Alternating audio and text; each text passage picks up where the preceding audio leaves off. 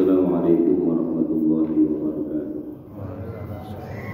Alhamdulillahirabbil alamin wassalatu wassalamu ala asyrofil anbiya'i wal mursalin sayyidina wa maulana Muhammadin wa ala alihi wa sahbihi ajma'in wa ala rabbi sadri wa yassir li amri wa hlul 'uqdatam min lisani yafqahu qawli amma ba'du. Bapak-bapak, saudara-saudara, ibu yang dirahmati Allah Subhanahu wa taala, puji syukur kehadirat Allah Subhanahu wa taala. Pada malam ini kita masih diberikan nikmat oleh Allah Subhanahu wa taala. Zahiran wa batinan, nikmat zahir, nikmat batin.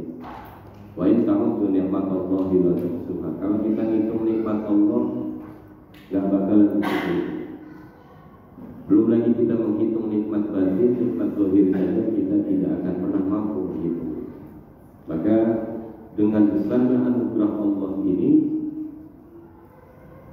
patut kiranya kita semua terus mengupayakan diri menjadi hamba Allah yang bersyukur dan bermohon kepada Allah agar Allah menjadikan kita semua hamba yang bersyukur. Yang memang nyatanya syukur itu tidak mudah. Syukur itu tidak mudah. Oleh karena syukur itu tidak mudah, maka Nabi membekali Mu'adz bin Jabal. Ada sebuah hadis an Mu'adz bin Jabal radhiyallahu anhu, dari Mu'adz bin Jabal, semoga Allah meridhai keduanya, anna Nabi sallallahu alaihi wasallam akhadha biyadi. Nabi memegang tangan Mu'adz, menggenggam tangan Mu'adz. Lalu kemudian Nabi berwasiat, ya Mu'adz, wallahi, wahai Mu'adz, demi Allah, inni la uhibbu, aku cinta kepadamu. Saking seriusnya ini pesan, Nabi memulai, wallahi, demi Allah, inni la uhibbu, aku cinta kepadamu wahai Mu'adz. Usika, aku wasiatkan kepadamu wahai Mu'adz, la tad'anna fi kulli duburi sholatin, jangan pernah kamu tinggalin sehabis sholat, taqulu, kamu mengucapkan Allahumma a'inni ala zikrika wa syukrika wa husni ibadatika. Allahumma ya Allah, a'inni ala zikrika, sungguh aku mohon pertolongan kepadamu agar aku bisa berzikir kepadamu. Yang nyatanya kadang-kadang zikir kita ini belum maksimal. Kita tidak usah bicara di luar masjid, kita tidak usah bicara di luar masjid majlis zikir. Yang nyata-nyata di masjid, yang nyata-nyata di majlis zikir, di halaman zikir yang harusnya kita mengingat Allah saja, pikiran kita kadang-kadang kemana-mana, enggak ke Allah, masih berkutat kepada dunia dan dunia. Inilah kenapa penting kita bermohon kepada Allah untuk Allah menolong kita, membantu kita dalam kita mengingat kepada Allah Subhanahu wa taala. Lalu yang kedua adalah kita memohon kepada Allah agar Allah membantu kita dalam syukur. Dalam hadis ini, wasiat daripada Rasulullah sallallahu alaihi wasallam kepada Mu'adz bin Jabal, ai makna wasiat itu kepada kita sekalian sebagai umat beliau, agar kita minta tolong sama Allah agar Allah menjadikan kita menjadi hamba yang bersyukur. Susah jadi orang yang bersyukur.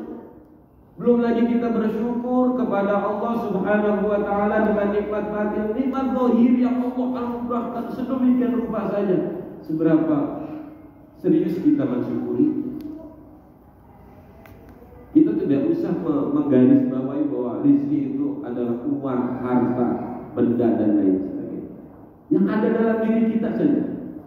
Mata bisa melihat, kuping bisa mendengar, mulut bisa bicara, darah bisa beredar dengan baik, mengalir dengan baik, dan semua sistem tubuh yang sudah Allah sedemikian atur. Menurut beberapa informasi berita, ada orang jual organ, mata, ginjal, dan sebagainya. Kalau informasi ada yang mengatakan mata harganya 500 juta, itu minimal. Kalau lebih bagus lagi mata mungkin 1 M, kalau 2 M. Barangkali ada yang mau lebaran jual matanya untuk bekal lebaran. Mau nggak tuh? Saya rasa kita tidak ada yang mau. Artinya apa? Besar banget itu nikmat Allah. Ya, mata saja satu yang luar biasa. Itu harga dunia. Belum lagi telinga yang bisa mendengar. Belum lagi tulang belulang, usus dan lain sebagainya. Ini kita belum hitung luar. Belum hitung luar tubuh kita. Belum lagi nikmat anak pada sehat, keluarga pada sehat, orang tua sehat, adik sehat, tetangga sehat, sahabat sehat, cucu sehat. Nikmat banget Allah Subhanahu wa ta'ala. Nah, maka kemudian karena syukur itu adalah sesuatu yang tidak mudah, kita minta tolong sama Allah agar Allah menjadikan kita semua hamba yang bersyukur. Seandainya kita berdoa kepada Allah, ya Allah, Allah Subhanahu wa ta'ala memberikan kepada kita nikmat begitu banyak. Belum lagi kita mengejak doa-doa kita, minta ini, minta itu, minta ini, minta itu, minta ini, minta itu. Bersyukur adalah cara terindah kita di dalam meminta. Syukurin apa yang ada, syukurin apa yang Allah beri, udah bakalan nambah itu. Ini udah janji Allah. Dan ini harus mantap keyakinan kepada Allah. Yakin kita, tauhid kita kepada Allah Subhanahu wa ta'ala. Nah, puasa ngajarin itu. Puasa ngajarin itu. Makanya kata Imam Ghazali, tauhid itu bukan sekedar mengucapkan la ilaha illallah dengan mulut kita, bukan hanya memantapkan dengan hati kita, tapi bagaimana kemudian tauhid itu kita tidak ada hal lain yang kita tuhankan kecuali Allah Subhanahu wa ta'ala. Puasa ngajarin kayak gitu. Betapa tidak kita puasa lapar, haus, dan menjaga hal-hal yang bisa membatalkan puasa. Itu karena lantaran apa? Alasannya satu tuh. Alasannya apa? Allah. Alasannya Allah. Gak ada yang lain. Kita bisa buka di mana saja, istri kita nggak lihat, suami kita nggak lihat, anak kita nggak lihat. Tapi kita tidak lakukan itu karena kita yakin Allah melihat kita. Tauhid. Puasa ngajarin tauhid buat kita. Mantap sama Allah, yakin sama Allah. Saya ingin menganalogikan, ini mohon maaf ya, di sini tulisnya 7 menit maksimal 15 menit. Saya ingin menganalogikan. Bapak-bapak kan biasanya ke barbershop tuh sebelum lebaran. Masuk ke barbershop, duduk dikerudungin kain. Kalau saya umpamanya Ustaz mau potong rambut, iya, lepas pecinya.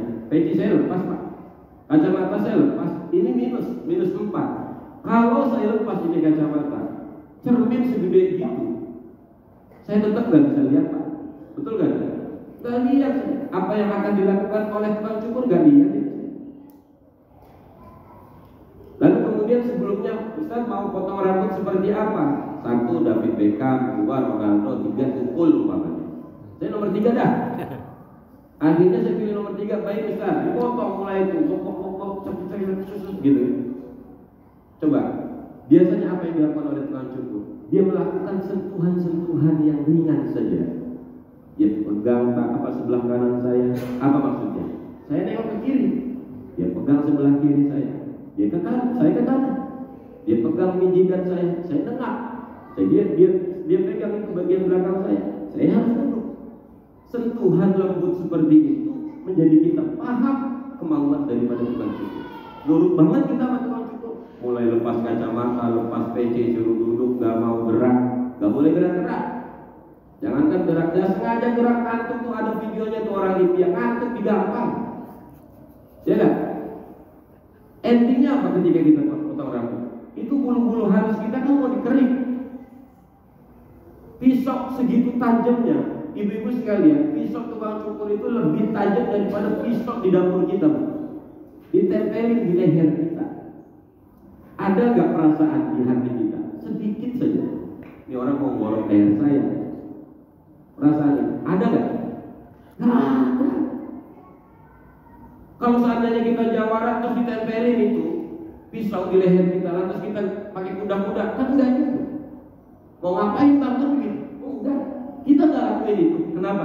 Kita yakin betul apa yang akan dilakukan tukang cukur itu mau beresin rambut kita.